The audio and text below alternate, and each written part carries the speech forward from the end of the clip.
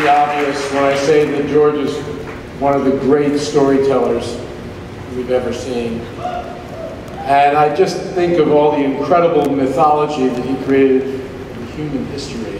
When I think of all the mythology that's been created in human history, Star Wars stands out. George dreamed up the quintessential saga of friends and enemies, love and war, the light side and the dark. And the stories and the characters that he created are beloved the world over, so much so that "May the Force be with you" is one of the most quoted lines ever in dozens and dozens of languages. His gifts for storytelling are matched by his incredible ability to innovate. And when he was making Star Wars in the 1970s, the technology that he needed to bring lifelike space battles to the screen just didn't exist. So what did George do? He invented it, weaving technology into his filmmaking to tell stories in an even more profound and more dramatic way. He married story and technology with his own imagination, and just like that, he transported us to a galaxy far, far away, and there was no looking back. He kept on innovating. A few years later, he hired a couple of young guys, Ed Catmull and John Lasseter, charging them with developing state-of-the-art computer technology for the film industry. And that was the founding team that was, for what we all know today, Pixar. So to say George's contributions to storytelling are immeasurable, well, that is not an exaggeration. He has been a friend of Disney, as you just saw in the video, for many, many decades. As you know, he helped to create beloved attractions for our theme parks. It was my long-term wish that if George ever decided to focus on other things, he'd consider making Disney the new home for Star Wars. I pitched that concept to George a few years ago, the idea of buying Lucasfilm, and I promised him that we'd respect the legacy and bring the amazing storytelling of Star Wars to a new generation. And I stand here today feeling extremely grateful to George. So it is an incredible privilege to be associated with the universe George created, both for me personally and for the Walt Disney Company. And today we present him with our highest honor. Please join me in welcoming George Lucas.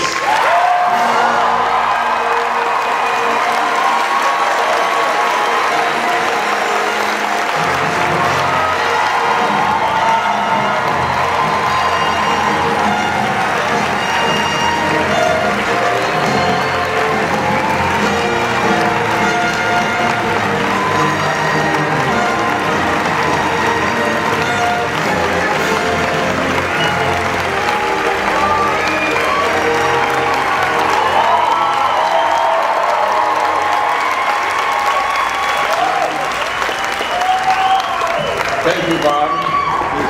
Actually trying to brush, shaved this morning, and I got pixie dust all over me.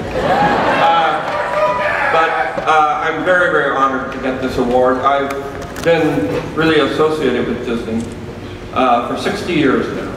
I started the second day the parks opened. I was here, and I've been here every year since. And then in Florida, and then in Paris, and then in Tokyo, and look forward to Shanghai. Disney has always given me a great, great deal of inspiration. A lot of what I do came out of the joy, the awe, the experience I had in the movies, on television, and in the parks. And that's what I was trying to pass on with my work, was to inspire and make people have funny thoughts and think that they can do anything. I mean, I can't even begin to tell you how much of an influence Disney has been on me. I will say one secret that nobody knows, but this may get you in trouble. So, and that really scares it when I say things like that. Not very many people realize that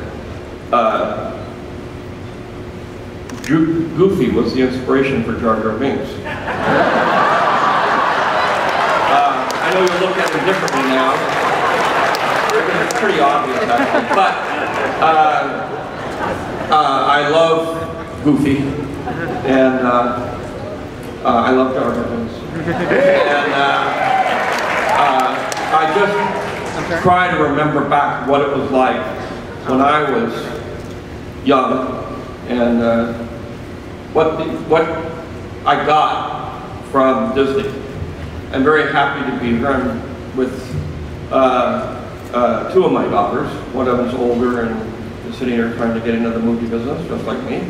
The other one is 2 years old, and we're re-going through the park, realizing to watch it through her eyes is an amazing experience.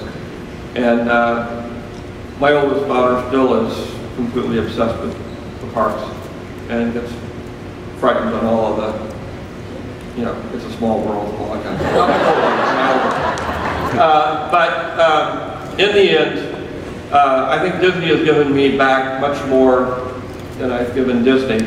I worked for years and years and years. We were together and apart and together and doing things all over the place. So it's a funny relationship, a friendship.